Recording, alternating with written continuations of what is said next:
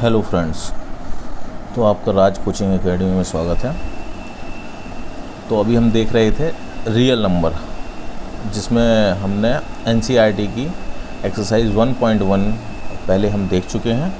अब आज हम चालू करेंगे एनसीईआरटी का मैथ्स का फर्स्ट चैप्टर, जिसका नाम है रियल नंबर, उसकी एक्सरसाइज 1.2। ठीक है ना। तो इसके लिए चलिए सबसे पहले हम जान लेते हैं रियल नंबर। पहला क्वेश्चन है प्रूव दैट √5 इज़ इर्रेशनल। तो पहले हम जान लेते हैं रेशनल और इर्रेशनल नंबर होते कौन कौन से हैं। चलिए, तो सबसे पहले हमें देखना है रियल नंबर बेसिकली दो टाइप्स के होते हैं। ठीक है, पहला हो गया है रेशनल और सेकंड हो गया है इर्रेशनल। ठीक है, अब बेसिकली रेशनल नंबर कौन से होते हैं? जिनको हम PYQ के फॉर्म में लिख सकें और Q = नॉट 0, तो ऐसे नंबरों को हम रेशनल नंबर कहते हैं। ठीक है, तो इसमें कौन कौन से नंबर आ जाते हैं? जो भी हमारा नंबर है, चाहे माइनस में है या प्लस में है, जैसे 2, 5, 6, -3 या -7, तो ये सारे के सारे नंबर हमारे रेशनल नंबर होते हैं। ठीक है, और फ्रैक्शन वाले जो नंबर होते हैं वो भी हमारे रेशनल नंबर होते हैं, जैसे 2/3, 5/7, 6/9, ये सारे के सारे नंबर हमारे रेशनल नंबर होते हैं, क्योंकि हमारी कंडीशन क्या है? Q = not 0। ठीक है, अब हाँ, एक क्वेश्चन आता है, क्या 0 भी रेशनल नंबर है? तो yes, 0 is also a rational number, क्योंकि 0 को हम 0/1 लिख सकते हैं, जो कि PYQ के फॉर्म में हो जाएगा। हमारी कंडीशन केवल इतनी है कि Q = नॉट 0। ठीक है ना। तो ये सारे के सारे हमारे नंबर रेशनल नंबर होते हैं। अब इनके अलावा जैसे पॉइंट वाले नंबर जो भी होते हैं,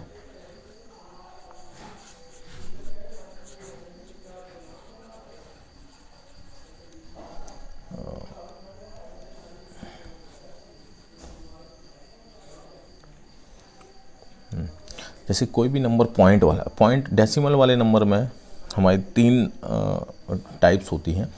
पहला हो गया नॉर्मल डेसिमल, कि जैसे 6.5 या 2.3, इसको हम बोलते हैं टर्मिनेटेड डेसिमल नंबर, जो ख़त्म हो जाएगा। ठीक है ना। तो ये टर्मिनेट हो, ऐसा डेसिमल नंबर जो टर्मिनेट हो। सेकंड कंडीशन आ जाती है कि जो टर्मिनेट ना हो लेकिन रिपीट होता रहे, जैसे 6.555 एंड ये चलता रहे, तो ऐसा नंबर भी हमारा रेशनल नंबर में आते हैं। तो सेकंड कंडीशन होगी नॉट टर्मिनेटिंग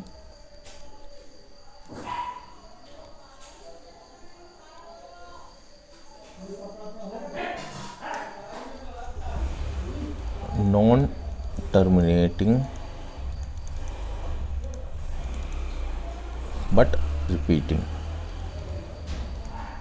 ये भी नंबर हमारा रेशनल नंबर में आता है। और एक तीसरी टाइप होती है कि ना तो हमारा टर्मिनेट हो और ना ही रिपीट हो, जैसे 6.10, 100, 100, और ऐसे ही चलता रहे। तो ये जो थर्ड कंडीशन बनती है, ये बनती है नॉन टर्मिनेटिंग और नॉन रिपीटिंग।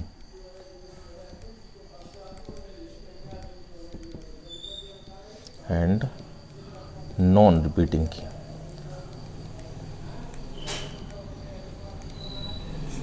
तो ये जो थर्ड कंडीशन वाले नंबर होते हैं, ये हमारे होते हैं इर्रेशनल नंबर। ठीक है ना, ये ही हमारे इर्रेशनल नंबर होते हैं। ठीक है, तो ऐसे एक तो अगर डेसिमल में है तो ये ऐसा होगा, या फिर जैसे √2, √3, √5, ये जो वैल्यूज़, इनकी जो वैल्यूज़ होती हैं वो कभी भी एग्जैक्ट नहीं होती हैं, इनका पॉइंट्स हमेशा चलता रहता है। तो तो इसीलिए ये नॉन टर्मिनेटिंग नॉन रिपीटिंग वाले टर्म में आ जाएंगी और इन्हीं को हम इरेशनल नंबर बोलेंगे। ठीक है। और सेकंड कंडीशन और कौन से होते हैं, जैसे पाई हो गया, तो आप लोग बोलेंगे सर पाई की वैल्यू तो 22/7 है जो कि p/q के फॉर्म में है, लेकिन जो पाई की एग्जैक्ट वैल्यू होती है वो 22/7 नहीं होती है, ये पाई की अप्रॉक्स वैल्यू होती है, इसीलिए पाई को हम इरेशनल नंबर बोलेंगे। ठीक है। एंड तो पाई हो गया। ठीक है। अब ऐसे अंडर रूट जिनकी वैल्यू फिक्स होती है, जैसे √4, तो ये 2 का स्क्वायर है, तो ये हमारा रेशनल नंबर में आ जाएगा। ठीक है ना। तो अभी हमने रेशनल और इरेशनल नंबर के बारे में थोड़ा बहुत जाना है। अभी हम अपने क्वेश्चन को देखेंगे और उसमें से उसको सॉल्व करने की कोशिश करेंगे। ठीक है ना। चलिए, तो हमारा फर्स्ट क्वेश्चन हम देखते हैं कि प्रूव दैट √5 इज़ इरेशनल। हमें क्या प्रूव करना है, √5 क्या है, हमारा इरेशनल नंबर है। देखिए, हमें पता तो है कि ये एक इरेशनल नंबर है, लेकिन हमें क्या करना है, प्रूफ करना है। तो इसके लिए हम सबसे पहले क्या करेंगे, इसमें late us assume that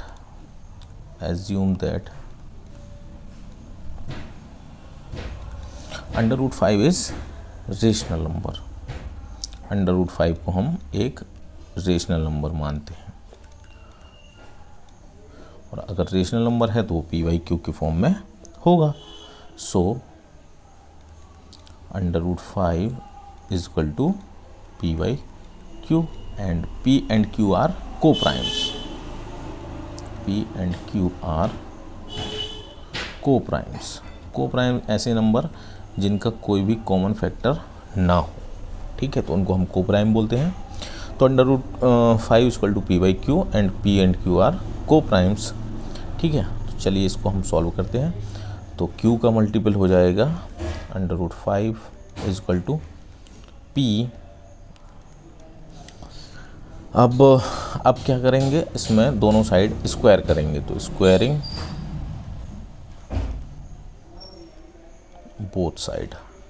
both side का हम क्या कर देंगे, स्क्वायर कर देंगे।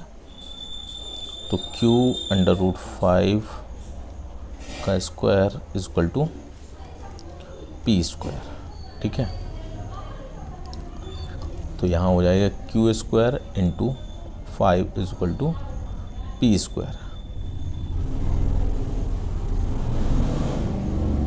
तो इसको हम बोल देंगे इक्वेशन नंबर 1।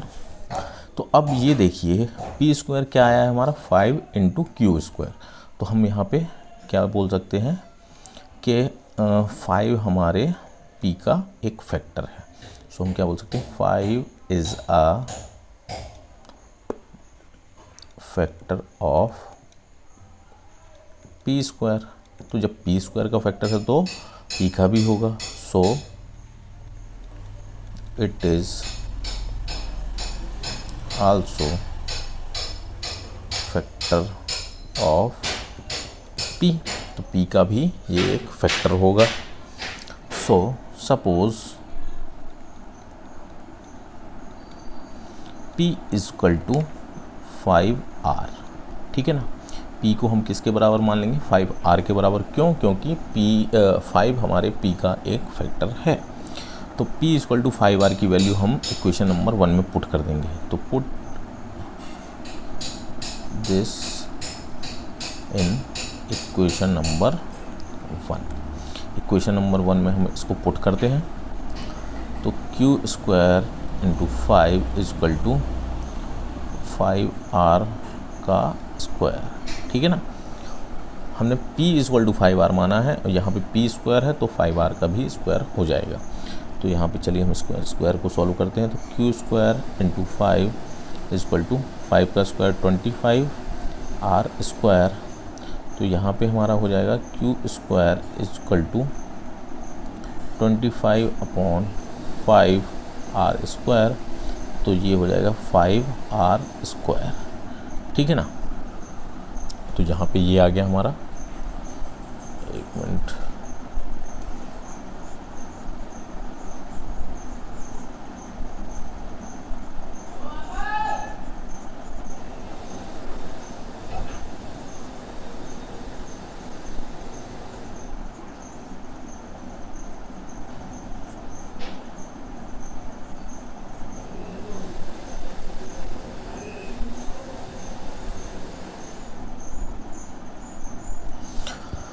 हाँ तो हमने क्या देखा यहाँ पे, हमारा q square equal to 5r square आ चुका है। चलिए तो हम देखते हैं q square equal to 5r square. तो अब हम यहाँ पे क्या कह सकते हैं, इसको हम इक्वेशन नंबर 2 मान लें। तो हम क्या कह सकते हैं कि Q square is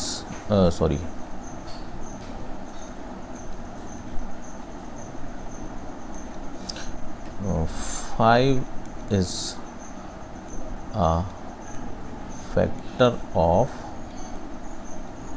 q square, so it is also factor of q। तो 5 फैक्टर है किसका, q स्क्वायर का, तो 5 फैक्टर होगा किसका, q का भी फैक्टर होगा। लेकिन हम देखते हैं कि हमने क्या माना था कि P एंड Q आर को प्राइम्स, मतलब इन दोनों का कोई भी कॉमन फैक्टर नहीं होगा। लेकिन हमारा फ्रॉम इक्वेशन नंबर 1 एंड 2 के हिसाब से क्या हो गया है, फ्रॉम इक्वेशन नंबर 1 एंड 2 हम कह सकते हैं कि 5 is a common factor of both P and Q। ठीक है ना, हम क्या कह सकते हैं, 5 is a common factor of both P and Q।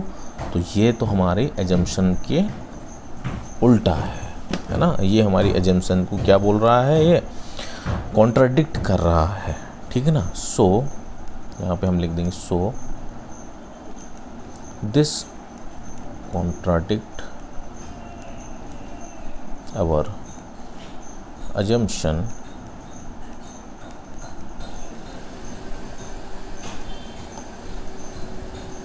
बस, इसलिए √5 इज़ इर्रेशनल।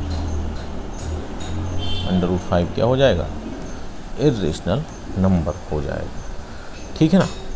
चलिए तो ये हमारा फर्स्ट क्वेश्चन हो गया है। आप चाहें तो इस वीडियो को पॉज करके बैक जाके इसको दोबारा से देख सकते हैं। ठीक है ना। चलिए तो हम अपना अगला क्वेश्चन करते हैं। तो हमारा अगला क्वेश्चन है, प्रूव दैट 3 + 2√5 इज़ इर्रेशनल। तो हमने चैप्टर के स्टार्टिंग में एक चीज़ जानी थी कि कोई भी इर्रेशनल नंबर होता है, अगर उसमें किसी रेशनल नंबर का सम भी किया जाए तो वो भी एक इर्रेशनल नंबर होता है। अगर कहीं पे लिखा है हम जानते हैं √2 इज़ इर्रेशनल, तो √2 में किसी भी रेशनल नंबर का भी प्लस या माइनस किया जाए तो वो भी एक इर्रेशनल नंबर हो जाता है। ठीक है ना। केवल प्लस या माइनस करने से नहीं, अगर मल्टीप्लाई भी किया जाए तो वो भी एक इर्रेशनल नंबर हो जाता है। ठीक है ना। तो इसी के बारे में अभी हमें क्वेश्चन करना है इसी टॉपिक से। चलिए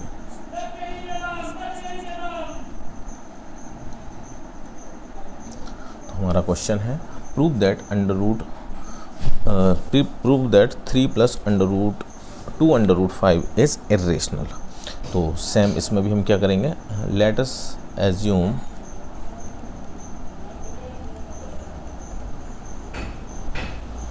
that 3 + 2√5 इज़ रेशनल नंबर। क्या है, हम क्या एज्यूम करते हैं शुरुआत में कि ये एक रेशनल नंबर है। तो इसको हम किसके फॉर्म में लिख सकते हैं, P/Q के फॉर्म में, is equal to P/Q and P और Q क्या है, P and Q are coprimes and integers, कोई भी इंटीजर्स है तभी तो वो को प्राइम होगा, ठीक है ना। तो P and Q are coprimes and integers, ठीक है। चलिए, तो 2√5 is equal to P/Q minus 3 and √5 is equal to P/2Q minus 3/2। तो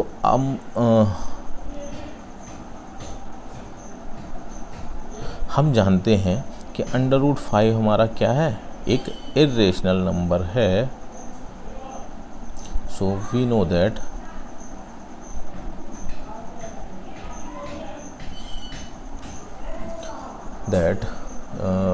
P and Q are integers, and so P/2Q minus 3/2 is also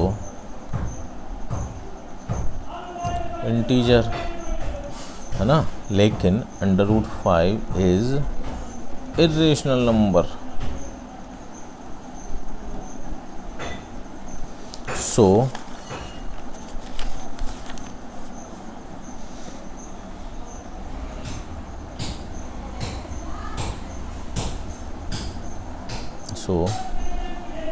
this contradict our assumption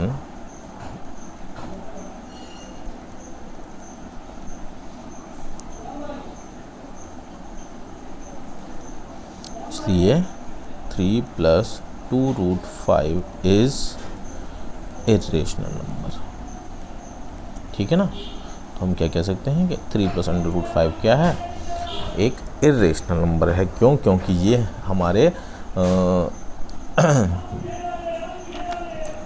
जो √5 irrational number है उसको contradict कर रहा है, ठीक है ना। तो चलिए हम नेक्स्ट क्वेश्चन उसको देखते हैं अपना। हाँ जी, तो चलिए नेक्स्ट क्वेश्चन है हमारा, prove that the following are irrational. तो अभी हमने क्या बोला था कि किसी भी इर्रेशनल नंबर के मल्टीप्लाई में या डिवाइड में या प्लस में या माइनस में कोई भी रेशनल नंबर हो तो वो पूरा नंबर क्या हो जाता है, एक इर्रेशनल नंबर हो जाता है। उसी चीज़ को हमें यहाँ पे प्रूव करना है। तो फर्स्ट क्वेश्चन है 1/√2, ठीक है ना। तो यहाँ पे हम क्या एज्यूम करेंगे, सपोज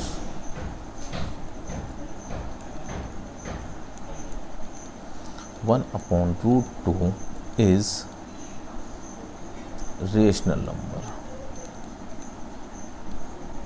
और अगर रेशनल नंबर है तो वो उसको हम P/Q के फॉर्म में लिख सकते हैं, जहाँ पे P and Q are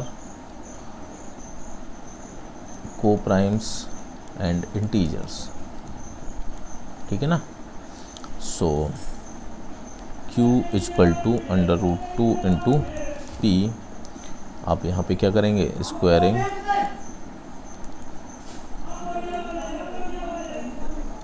both side, दोनों साइड का स्क्वायर कर देंगे, तो ये हो जाएगा Q square is equal to 2 into P square, ठीक है। तो यहाँ पे हमारा क्या आ गया है कि 2 Q का एक फैक्टर है। सो 2 is a factor of Q square, so 2 is also factor of Q। तो 2 किसका फैक्टर भी होगा, Q का भी एक फैक्टर होगा। तो अगली स्लाइड में हम इसके आगे का देखते हैं। हाँ, सो हमारी इक्वेशन क्या आई थी, Q square is equal to 2P square.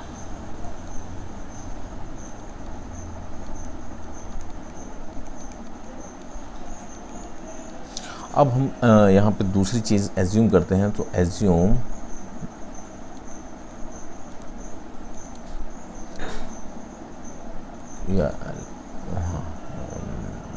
Q is equal to 2r, है ना, क्योंकि क्या है 2 एक फैक्टर है q का, तो q इक्वल टू 2r, तो 2r का square equal to 2p square, तो यहाँ हो जाएगा 4r square equal to 2p square, तो p square is equal to 4/2r square, तो p स्क्वायर आ जाएगा हमारा 2r स्क्वायर। तो ये हो गई इक्वेशन नंबर 2। तो अब यहाँ पे देखिए कि 2 किसका फैक्टर है, p स्क्वायर का। सो यहाँ लिखेंगे 2 is a factor of p square, so it is also factor of p। तो 2 किसका भी फैक्टर है, p का भी, और पिछली इक्वेशन में हमारा क्या आया था कि 2 is a factor of q, ठीक है ना। So from equation number 1 and 2 is factor of both p and q, लेकिन हमने माना क्या था कि p एंड q आर, हमने माना क्या था, p and q are coprimes. तो ये क्या कर रहा है, हमारे एजम्पशन को contradict. So this contradict our assumption, इसलिए 1/√2 इज़ इर्रेशनल, ठीक है ना। सो 1/√2 इज़ इर्रेशनल नंबर हो जाएगा, ठीक है ना। चलिए अब सेकेंड क्वेश्चन को हम देखते हैं।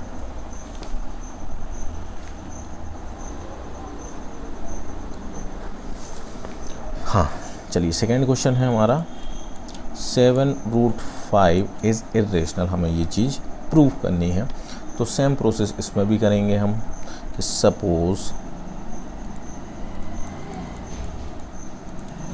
7√5 इज़ रेशनल नंबर एंड 7√5 किसके बराबर है, p/q के। सो √5 इज इक्वल टू p/7q, ठीक है ना। एंड हमने क्या माना था, p and q are coprimes and integers, ठीक है ना। सो p/7q इज आल्सो इंटीजर, ठीक है। तो हम यहाँ से क्या कह सकते हैं कि √5 हमारा, so √5 is equal to p/7q, so √5 is rational. लेकिन हम जानते हैं कि √5 क्या है, इर्रेशनल नंबर है। सो हम यहाँ पे अपनी बात को डायरेक्ट कह सकते हैं, but this contradict the fact that √5 is irrational।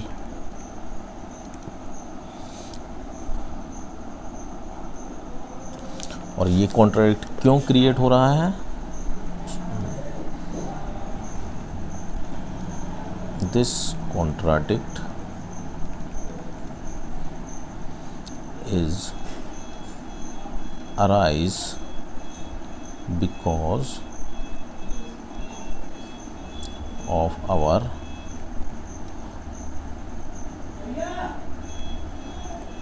wrong assumption that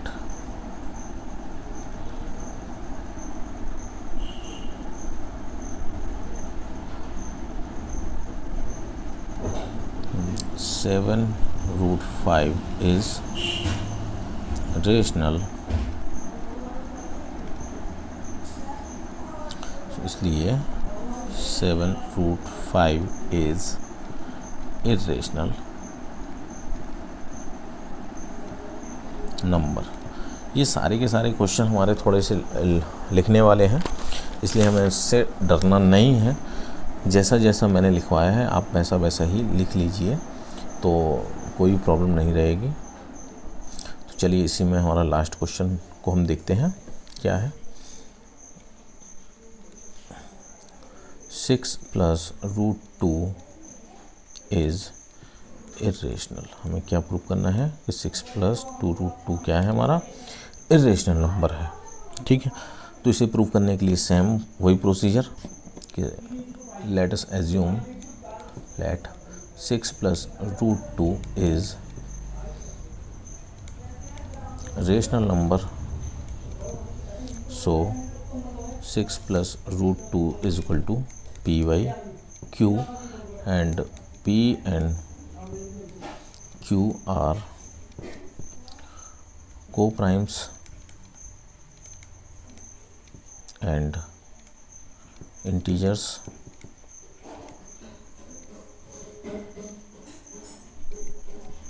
p और q क्या है, हमारे co-primes हैं और integers हैं। सो √2 इज इक्वल टू p/q - 6। ठीक है ना, तो pq जब इंटीजर्स हैं तो p/q - 6 इज ऑल्सो इंटीजर्स। ये वाला भी हमारा इंटीजर होगा। अगर ये इंटीजर है तो हम क्या कह सकते हैं कि √2 हमारा भी इज रेशनल। लेकिन ये क्या कर रहा है, but this contradict the fact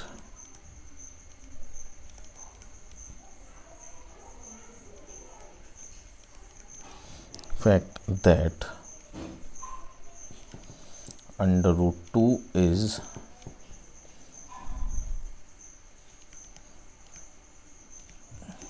irrational।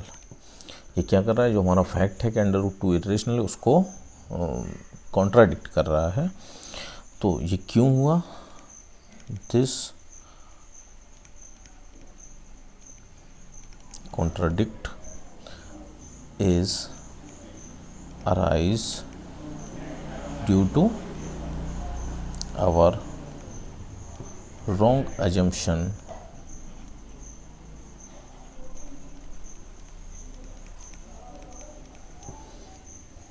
that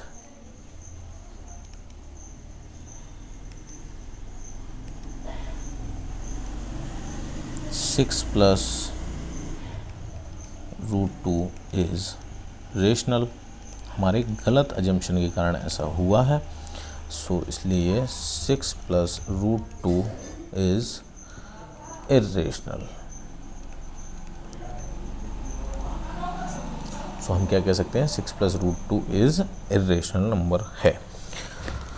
तो चलिए हमारी एक्सरसाइज 1.2 और इसी के साथ में हमारा चैप्टर 1 रियल नंबर यहीं पे ख़त्म होता है। सो अब इसके आगे के चैप्टर हम इसी तरह अच्छे से पढ़ेंगे। तो आज के लिए बस इतना ही। सो चलिए, थैंक